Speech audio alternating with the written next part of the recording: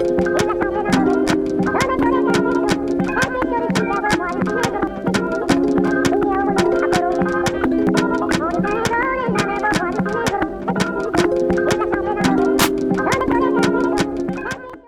to Umoja Sessions, the podcast powered by Amazingly Africa, whose aim is to foster the dialogue between Africa and its diaspora by sharing creative and innovative stories of Afro entrepreneurs, as well as roundtable discussions.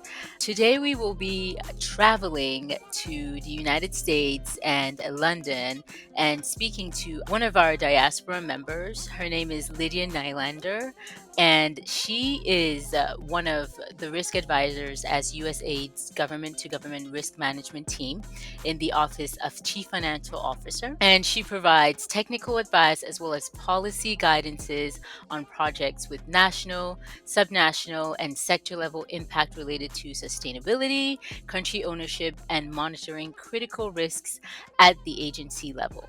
Prior to her tenure at USAID, Ms. Lydia assumed senior community engagement roles at the Federal Deposit Insurance Corporation, FDIC, and program and policy development at the Community Oriented Policing Service. Welcome, Mrs. Nylander. I want to introduce you before I continue with your amazing background. Thank you so much. I'm great. I'm happy to be here. Thank you so much. It's an honor to be on your podcast, Linda.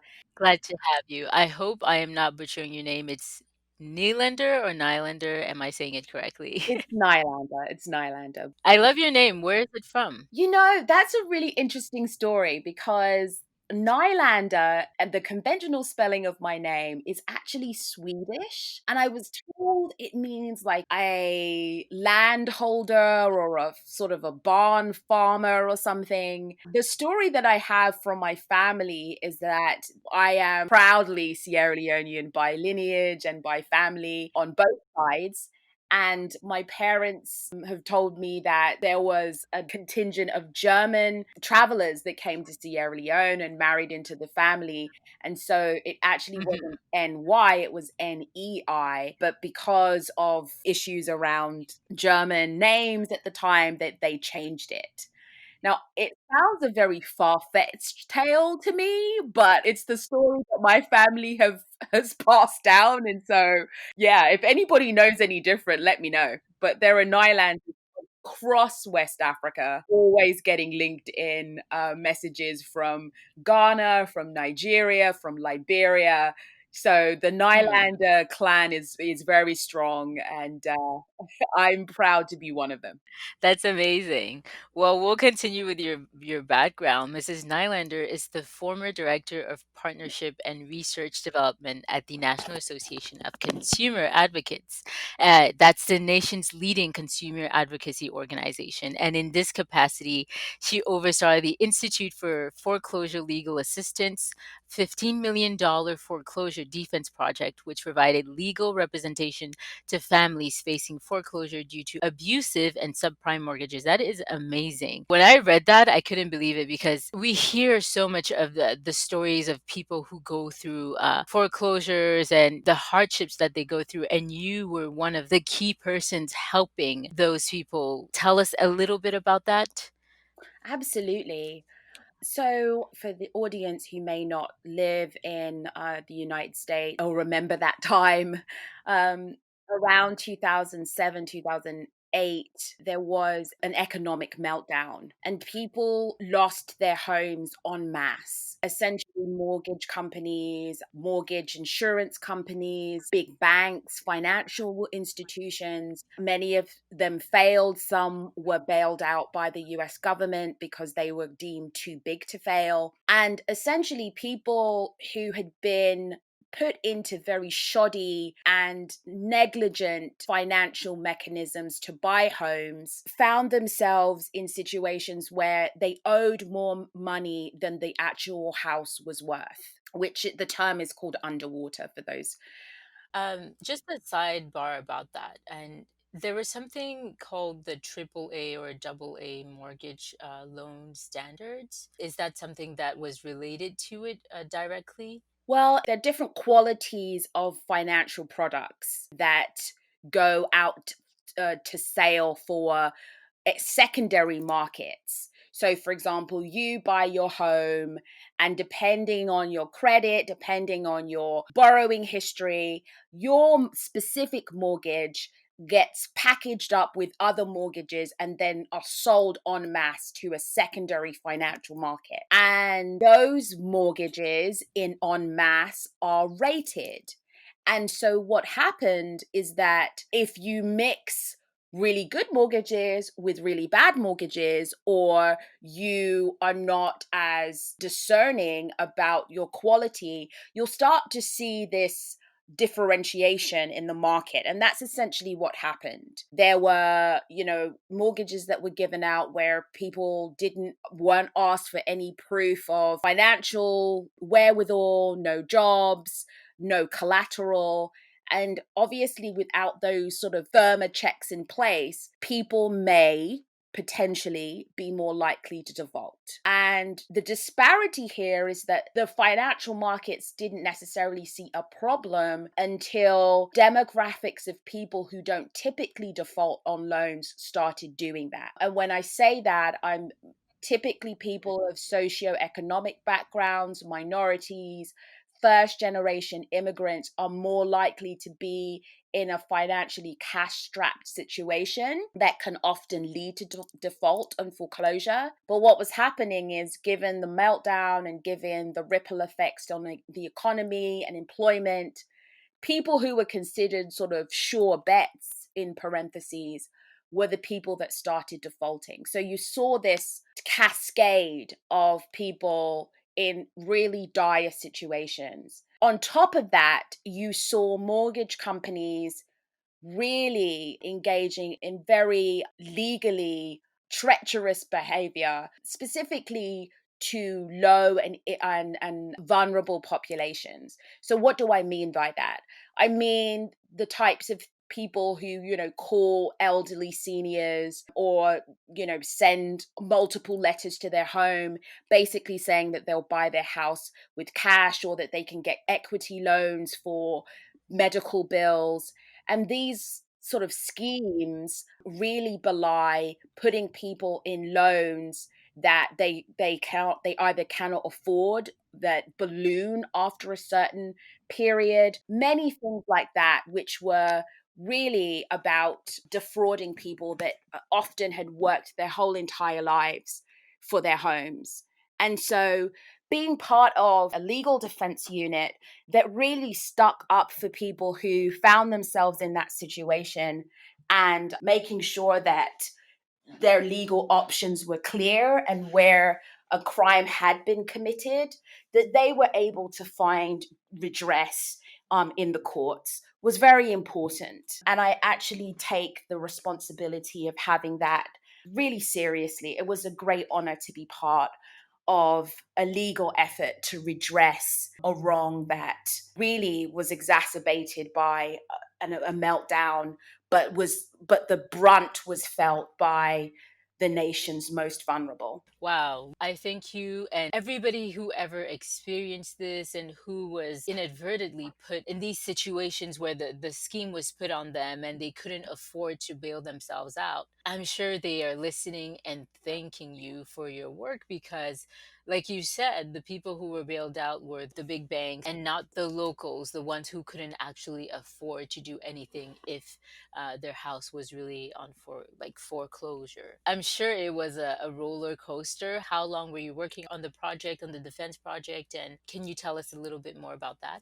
Yeah, absolutely. So the project was for 3 years, and it was really funding community advocates. So attorneys, legal advice clinics, and other institutions that could provide either free or low cost legal support to people that had found themselves duped by illegal and fraudulent activity. And it really showed the disparities that unfortunately we are seeing played out again related to the global pandemic, and in so many other areas where really knowledge is power. And so being able to understand your legal rights, understand what information the law requires that you have when entering into a legal contract, especially a mortgage. Those are some of the tools that lawyers use in their arsenal to hold fraudulent actors in this space accountable. So it was really great to be able to see that the law that oftentimes has to be neutral isn't sort of this warm, fuzzy um, approach to life, you know? It's often the reason that I think community mediation and resolving things outside of court is a better alternative at times. But I think where the legal systems work well is mandating that people provide a document trail.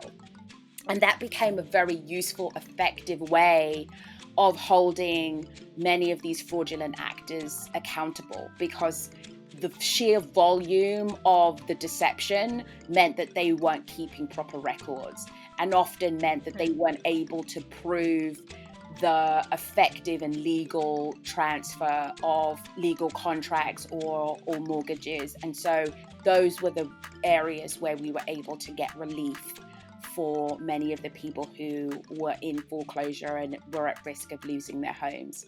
So it was a great way to be able to see the disparities of the society, but also the ways that we as advocates and people that are watching out for people can affect the system.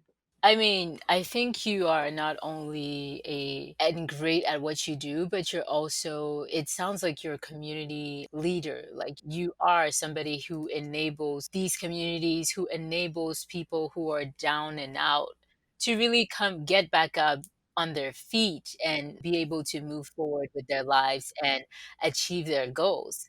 And so we're not even done with your background. So I'm going to continue. Mrs. Nylander is the former commissioner of the DC Mayor's Office on African Affairs and is a founding board member of Trade Plus Impact, which is a global platform supporting female entrepreneurs in the craft and natural cosmetic sectors. So she gained her bachelor's of law at the University of London and has a master's in international and corporative law from the George Washington University Law School, and is a 2018 fellow of the International Career Advancement sponsored by the Joseph Corbell School of International Studies at the University of Denver and the Aspen Institute. Wow, like your qualifications really enabled you to be able to do that work that you did and to do all of the work that you really do. Can you tell us a little bit about why you chose this path of law and of social impact projects? Yeah, happy to. As mentioned, I grew up in the UK, and I grew up in a family of very avid, very opinionated Sierra Leoneans. And our family sort of functions always sounded like people were yelling at one another. I remember a friend of mine from school was at my house one day, and she was like, "Why are your parents like yelling at one another?" And I was like, "No, they're not yelling. They're debating. They're arguing about politics. You know, they're just chatting. They're not angry with one another." And so I just came from a family that really paid attention to what was happening in the world and had very strong views about politics, about the social condition, the history of Sierra Leone, the Civil War, Ebola is well known. And so I was always very clear that I came from a family of incredibly smart, incredibly engaged people, and that lineage is generations long. And so there is sort of a groundswell, I think, of caring very much about what happens to people that I carry with me. Mm. And so that made sense, much to the chagrin of my dad, who like most, African parents, was moving, it was like, why can't you be a doctor? We've all been there. There's only four official areas of employment to go into, and I picked law. That was acceptable but not preferred. And one thing I will say about law school, it teaches you how to think. But in my mind, I also thought to myself, this is a very litigious us versus them, right versus wrong type of mentality. And I think what human kind really responds to is two things. One is Mm-hmm. the space to be heard, the space to say, this is how what happened affected me. And two is the opportunity to try to find a win win. And oftentimes, you can't do that in a legal setting when you have Hmm. such a litigious, I have to win, therefore you have to lose. And so that really took me down the road of alternative dispute resolution and community mediation, and how communities like First Nation communities in the US, peace and reconciliation committees, and other types of institutions try to find this place of kind of expanding the options for people to address conflict. So that was my interest in law, and it really blossomed into, I think, the advocacy lens that I think is the thread through my career. Those are the things that I think were kind of pivotal in shaping what I've chosen to do thus far. Wow. And during our previous talks, you mentioned resilience and self-care and the importance of that. And the ability to build resilience in preparation for the winter. Can you tell us more about that and why it's so important? Yeah, absolutely. So for me, I think it's important to think about yourself as a vessel. Energy is flowing in and it's flowing out. Whether that energy is you're using it for work or whether you're using it to achieve some, long-term, short-term goal. And as a vessel, you really have to focus on replenishing your own spirit in order to be an effective bridge builder, support for anyone else. You have to think about your own foundation. And I think that that's even more important right now with everything that's happening with the pandemic. So, what do I mean by that? I think there's been an assault on our day to day lives. It's upended so many things that people have relied on, if it's mothers and consistent childcare, if it's businesses and entrepreneurs are desperately pivoting. There's just so many different things. I mean, healthcare, supporting family members, but needing to social distance. So many of the things that we need are no longer available to us. And so resilience is about tapping into yourself and realizing what it is that you need in the moment. And related to winter, I think we're going to be going into a cocooning hibernation zone. So many of the Hmm. things that build resilience in me is traveling and seeing somewhere new and having a different cultural experience. Yeah, my husband and I travel every year to a different part of the world.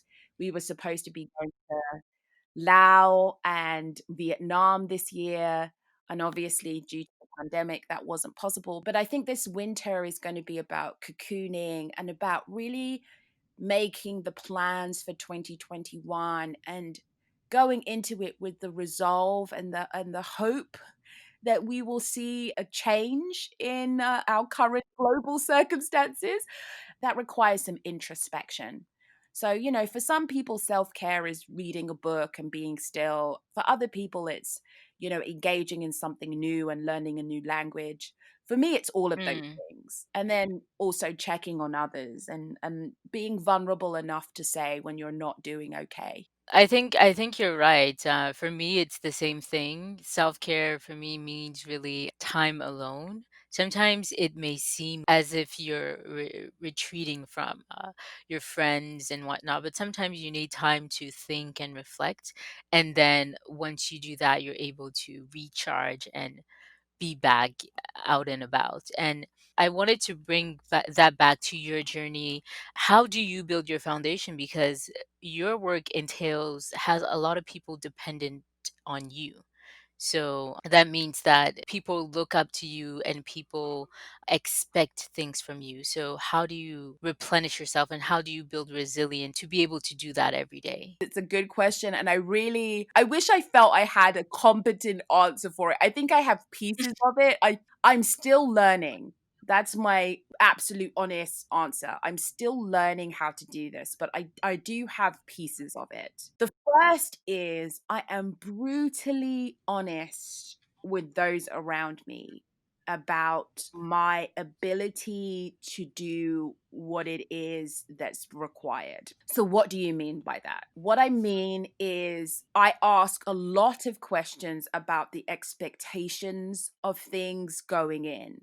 I want to know the time commitment. I want to know exactly what is expected, what the outcome is, who the audience is. I need to know those things in order to assess how I can best support what is envisioned, whether it's a project, long term activity, fill in the blank.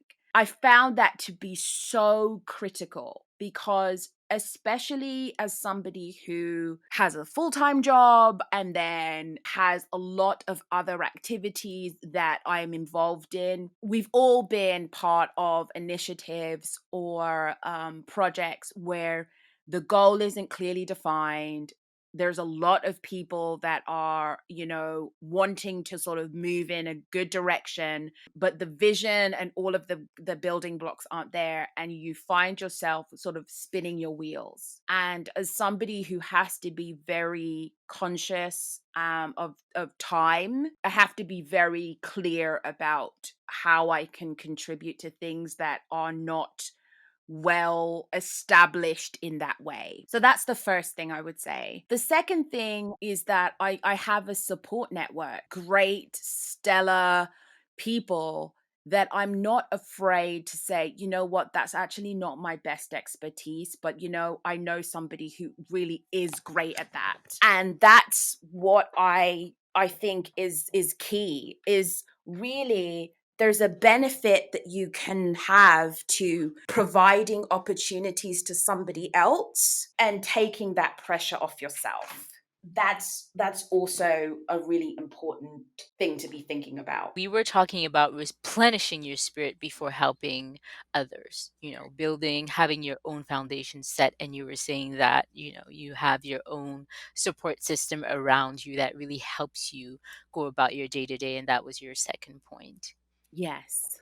And then the second thing, I think they're related to the first two, but it's just about being able to say no and drawing lines around your time and your needs related to your family, related to yourself, and being unapologetic about needing to unplug. It's been so great to see so many people taking this time, whether you call it a global pandemic or you call it a great pause, of tapping into, baking, cooking, but planting vegetables. There are so many wonderful things that I never knew that I could do because I didn't take the time to try it out one Friday, or a Friday night where I would have been at a happy hour or something else. That time where you can, instead of spending it on social media or social overload in terms of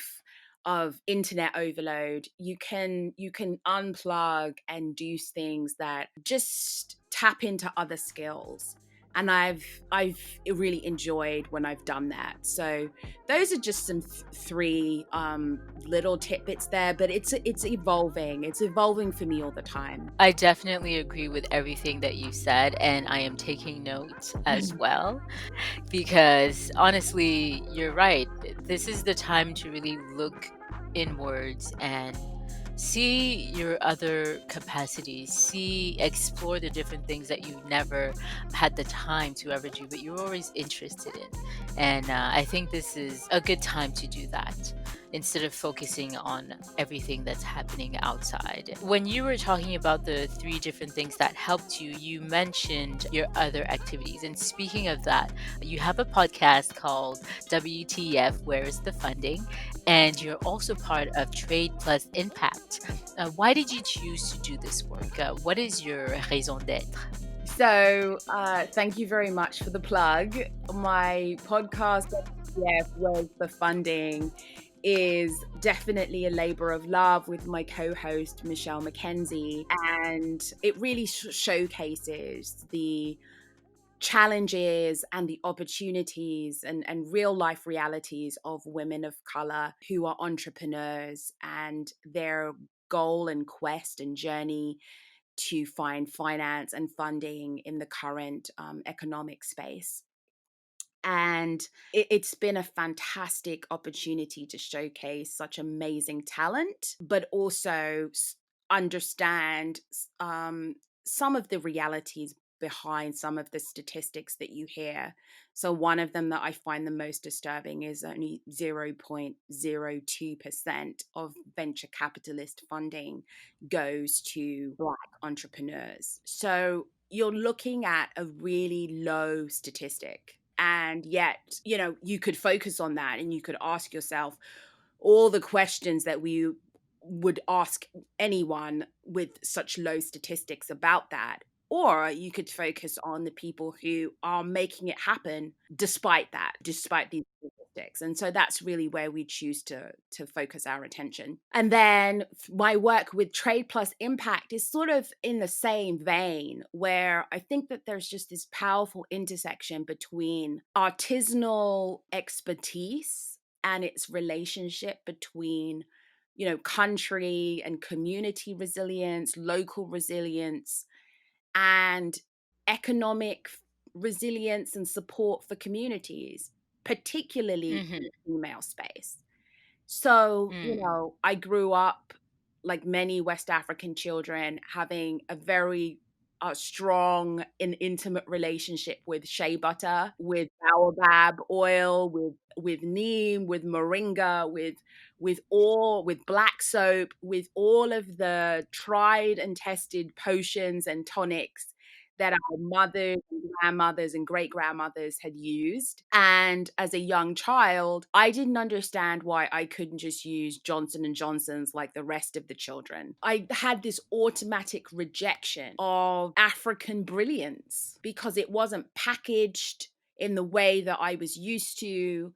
And maybe it smelled a little different than I thought it should. And I look back on that time and I think I'm so glad that I had parents and people around me that were able to help me understand what an amazing breadbasket Africa is in terms of raw ingredients and in the beauty sector, in the ag sector, in so many sectors. And the fact that so many raw ingredients or source ingredients of everything, of household name brands and things that you have to take a look at to realize that these things are sourced from the continent of Africa and that that's their only source, that they are Hmm. unique to the continent of Africa, shea butter being one of them. And so I'm just so glad that an appreciation for those things was fostered very early, and that rejection turned into a full and utter embrace of all of the artisanry brilliance that I see on the continent and marvel at and love and champion and support. Honestly, I share your love of shea butter and cocoa butter and coconut oil. It's like you use it for everything, and if it's your body, your hair, even for cooking, you use coconut oil. It's just an all-in-one thing. I'm very glad too that that was instilled in me at a young age, and you saw the benefits. And sometimes you would go to school with your forehead shining, like from from a distance. And you would feel sometimes embarrassed, but it Like a shiny penny. That's what I remember. I remember I smelled like a little smoky from like the shea butter, but a shiny penny. and then sometimes it had a distinct smell. And you oh boy. But oh my gosh, the nourishment, and when you come to the United States and then there's snow and there's all of that, you realize the importance of really putting that on your body to protect you. It's amazing that you fell in love again, I guess, with shea butter, and now you're helping these artisanal women really bring about their talent out there. So, Yeah, it's a great thing because I do think that so much of this artistry, whether it's basket weaving, jewelry making, natural cosmetics, or the natural, or the mm, clean beauty, all of it have these deep cultural roots and have this significance, wider significance, that I think, it's not just about a beautiful piece in somebody's living room. It's about what that represents, not just to the history of that community or that, but to the women who are passing down these traditional art, artisanal practices. And these things have to be supported. They have to be fostered. They have to be championed because, from an anthropological standpoint, it's oral history, it's oral art. It says a lot about who we are when we preserve these types of practices and we support mm, them. I would caution people to pay attention to the brands and the companies that are authentically promoting this type of work, and mm. support them, because when you think about the global supply chain, so many of the people doing this work are women, and they're Wow. supporting their families and their communities.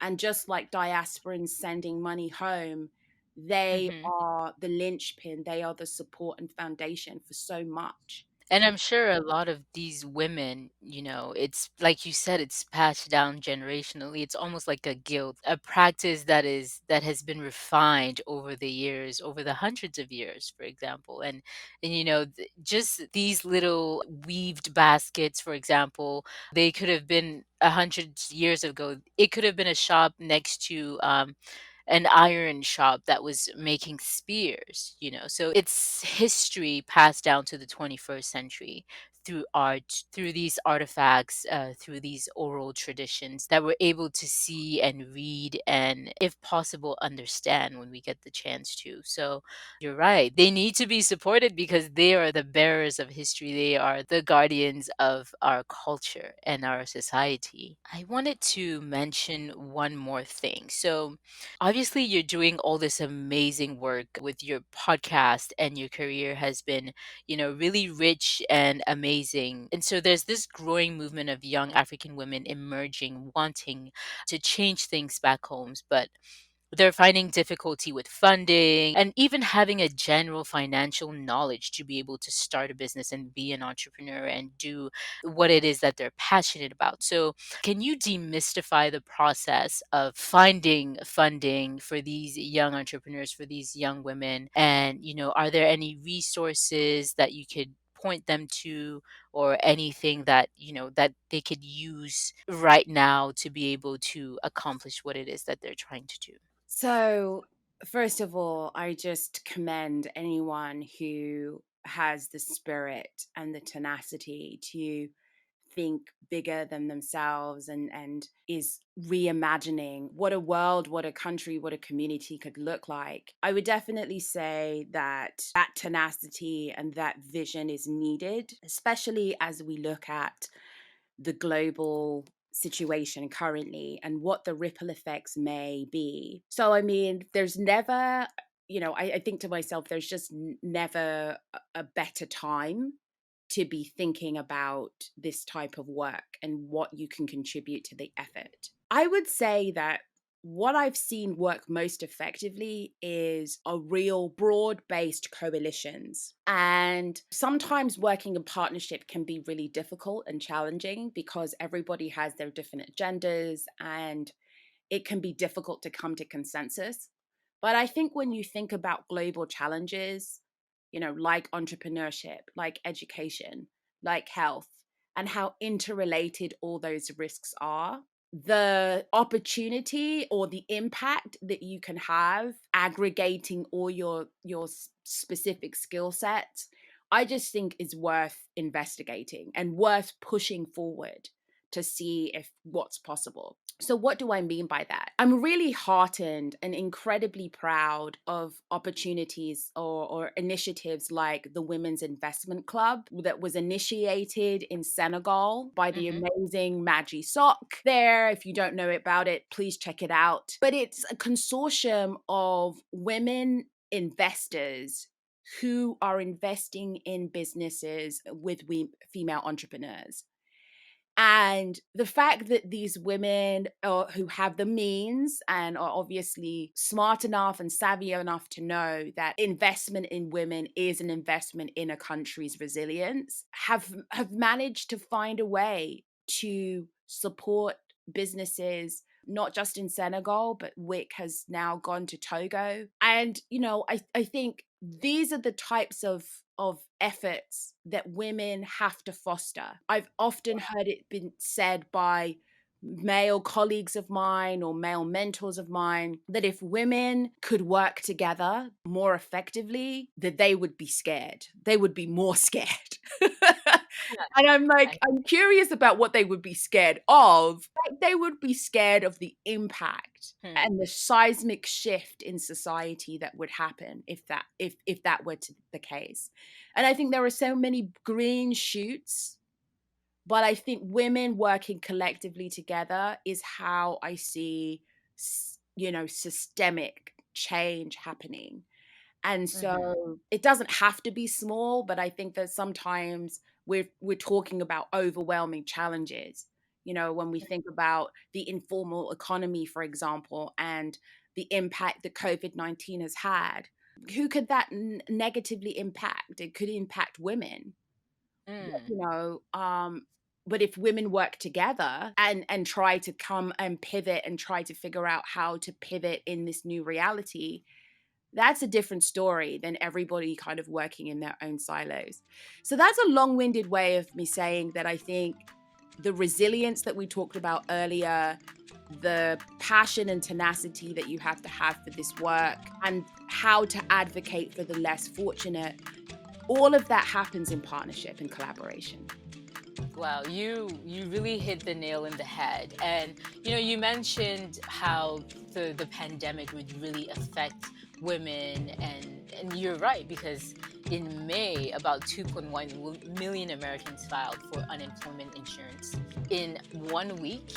But about 55% of those people who lost their jobs during that month of May were women. It's just a perfect example of what could happen when you're not guided and you're not surrounded by that coalition of broad minded people, like you were mentioning earlier. It's extremely important. And I think the audience doesn't really understand how much work maybe you've been doing. And I really want you to give us an example of a good story, a project that you've been working on. How were they able to build resilience, but also to rise during this pandemic and in general as well?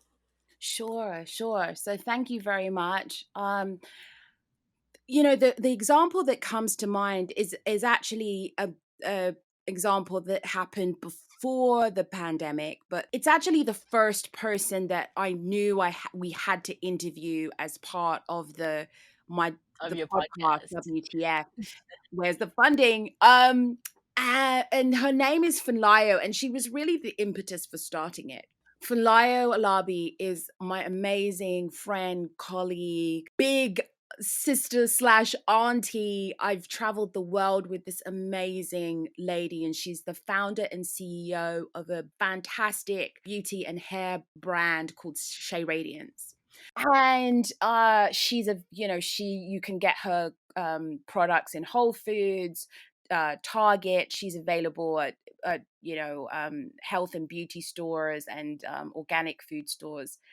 And seeing this amazing female entrepreneur talking to one of her supply chain partners, an amazing friend and confidant, again, Francesca Apoku, who also owns her own beauty brand in Ghana called Beauty Secrets. And overhearing her conversation about the struggle for cash flow. These are two amazingly successful entrepreneurs. And hearing them cry, laugh, console one another as they tried to address some of the supply chain challenges that they were facing made me realize that it's not just about talent. It's not just about tenacity. It's about finding ways to finance and scale and grow business and fund Hmm. initiatives that support social impact.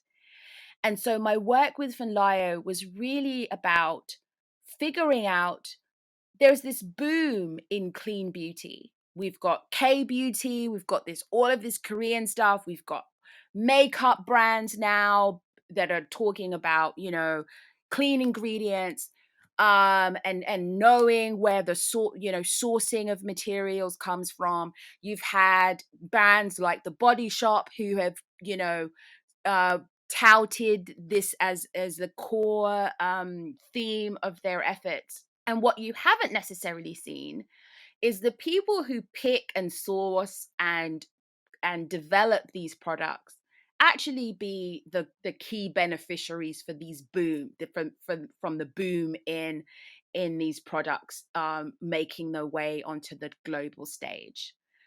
So it was important for us to make social impact and improving the lives of the women at the base and the foundation of the supply chain, and having them recognize what their efforts were going to. So many people don't know this, but the majority of shea kernels and shea butter actually ends up in food. So 90% of shea butter ends up in food. It ends up in confectionery, mostly in chocolate and sweets. And many of the women that were picking kernels didn't know that. And so it was really important to say the products to the people who who create the source ingredients, and conversely connect the customers with the realities of the women who are collecting and producing the products that you use. So what do I mean by that? Sourcing and picking shea kernels is a very dangerous activity. You are typically getting up at the crack of dawn with no light. You're in parklands with no protective materials, no protective equipment. Women are often bitten by snakes and scorpions, picking of shea in rural areas where it could take hours to get to a clinic. They are often, scratched by grasses and, other types of materials. It is back breaking work. It can, carrying bags and bags of kernels for miles and miles and miles is not work for the faint-hearted. Conversely, processing shea butter creates Mm. incredible health issues, whether it's the inhalation of smoke or burning oil. And these are things that people don't know. So it's important to make a concerted effort when you buy products to think about the story, think about how this product got to you. And where you can, make investments in people who put that at the center of their business raison d'etre, as you might mention, or their rationale, and are still Mm. profitable. That's the key. The Yeah. key is not to be thinking about the base of the supply chain and not being able to be profitable, because you're not helping if you're not able to pay, processors or pickers. But to be thinking about their livelihood, thinking about their children, thinking about how they sustain their communities, and telling that story whilst also being savvy businesswomen is how I think Funlayo and Francesca stand out.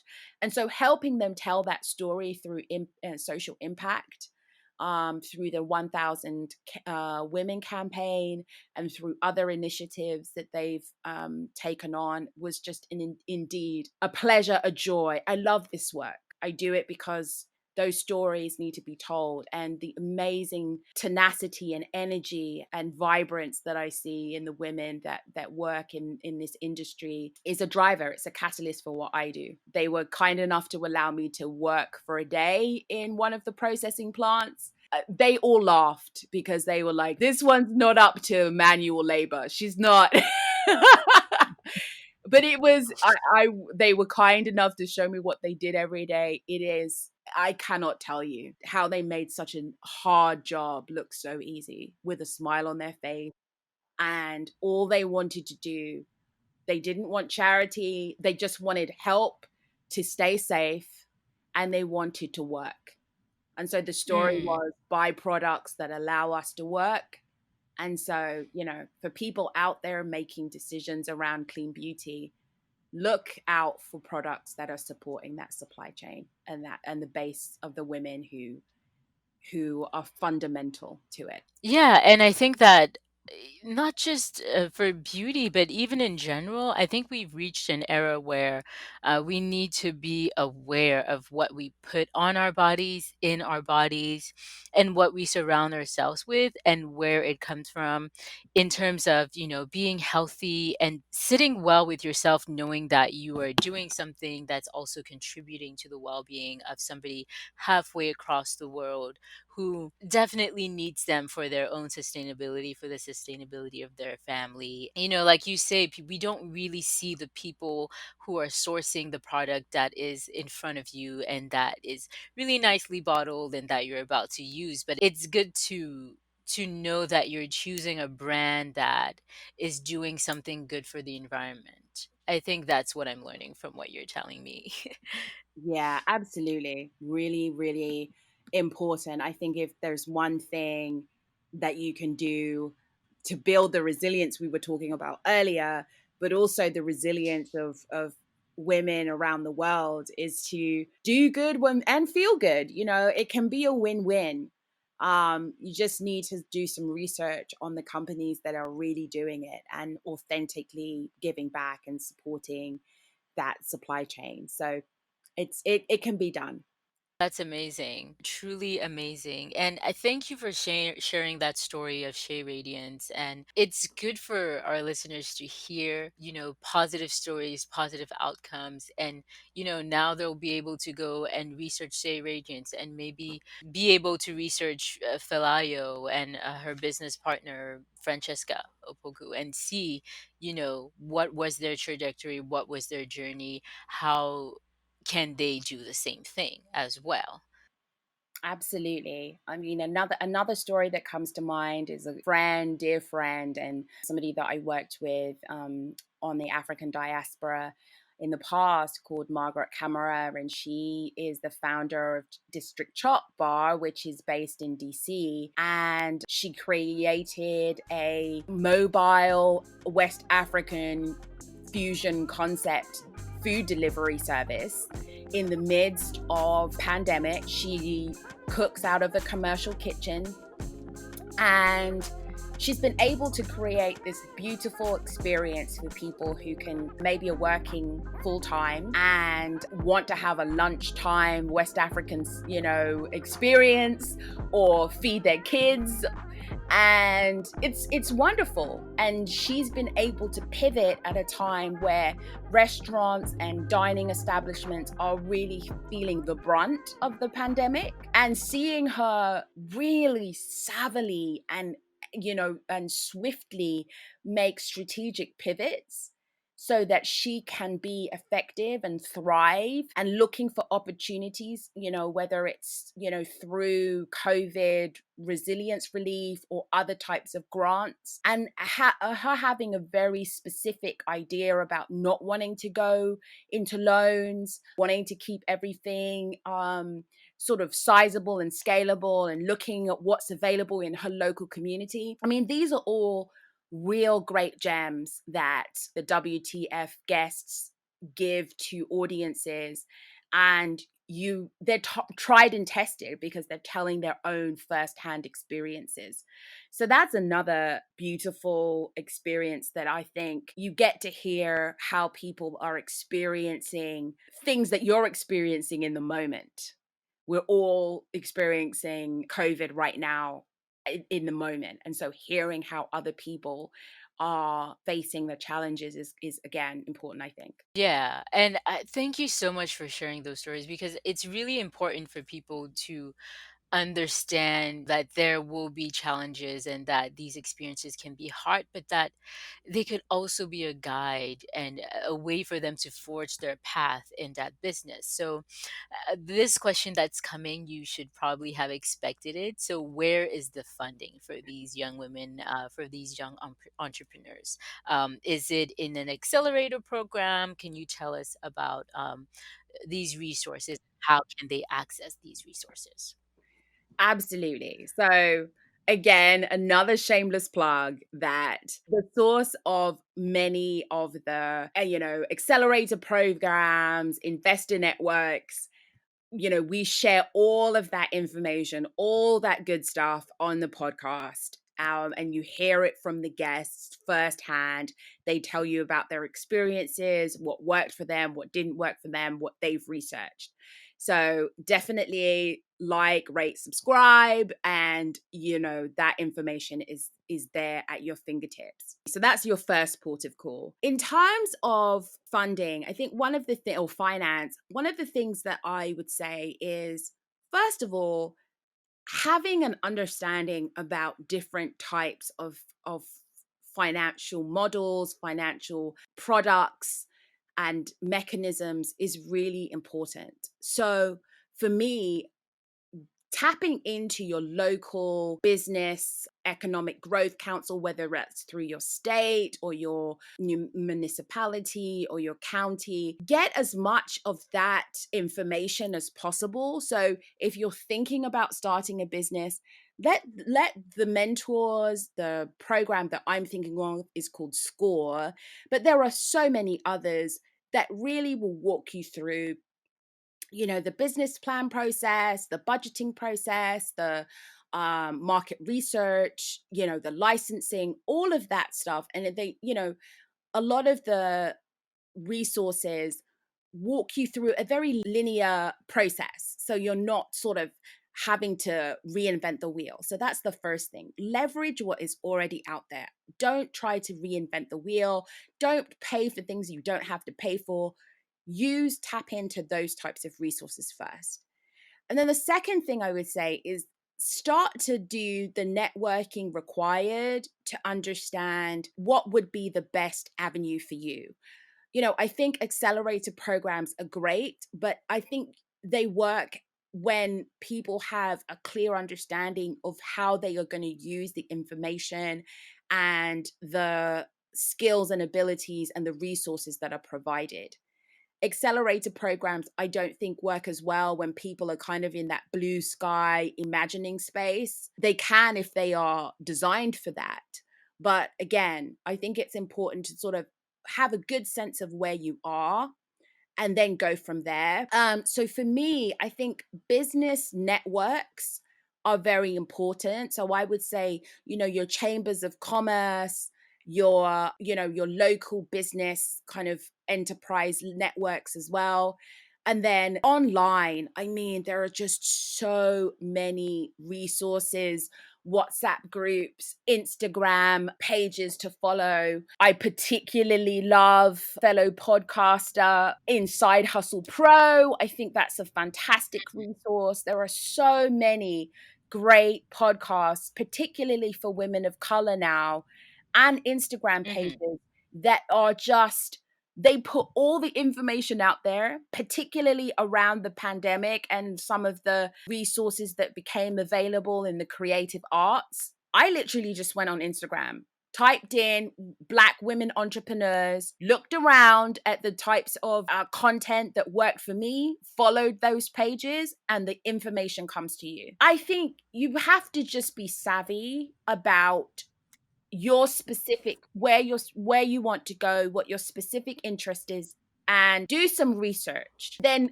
plot your direction from there. Again, understand what debt equity is, understand what makes a successful pitch, investment pitch, understand the financial mechanisms that are available, make sure that you understand, what is required to get collateral from a bank.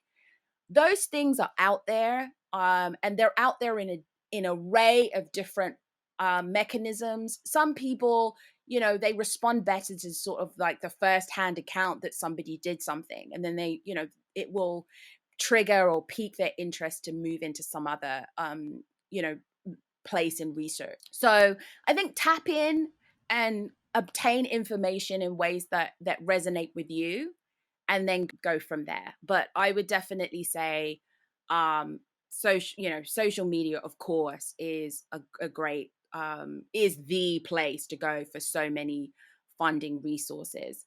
I would also say joining angel investing networks in your neighborhood or your community is also another key way of understanding how finance works and what entrepreneurs need to do to be successful. So follow people who have gained funding. They will tell you how they did it. Everybody wants a good news story.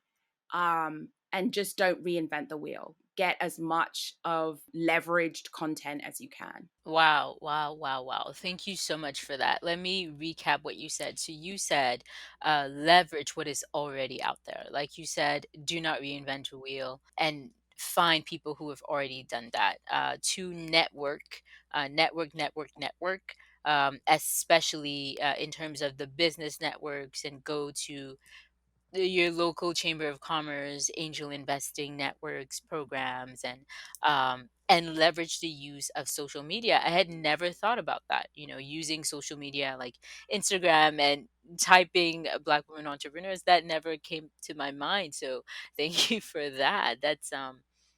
There's so many ways that you can go about doing this, but sometimes you can feel stuck because you've never done it before, or you do not have good examples in front of you or surrounding you of people who have done the work before. So it may seem like an uphill battle, but it seems like these tools will be able to help you make it more manageable and break down the process for you, especially those listening and who want to start their own businesses. Honestly, Lydia, I think we're coming almost to the close of this podcast. I want to thank you for coming here and giving us all this great information. Any last words of advice, anything that you feel the listeners must know before they embark on something like that? Maybe something that you wish you had known before starting?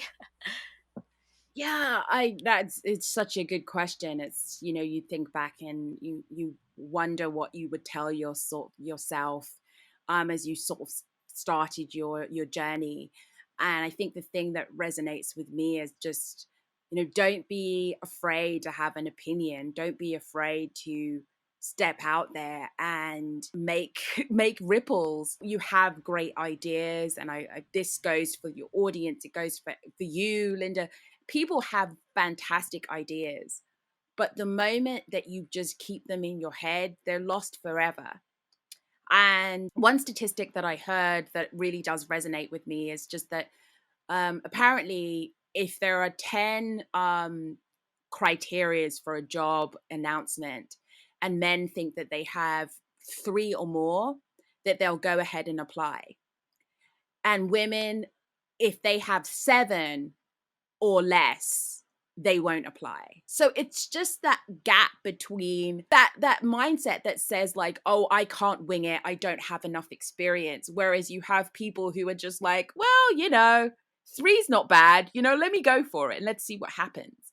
And so I just think, don't doubt your own magic, don't doubt your own excellence, and know that you have something to contribute, you have something to say, and find places and spaces that will help nurture that, and help you channel your energies effectively and help you not waste time, because time is a very, very important commodity. I would also say, have fun and don't take everything so seriously. The things that you're so het up about, or, making a mistake, it's in the grand scheme of things, it's just helping you to do things better. So follow your passions, definitely, with a certain amount of, humility and hilarity as part of it, but contribute, and don't be afraid to be a trailblazer.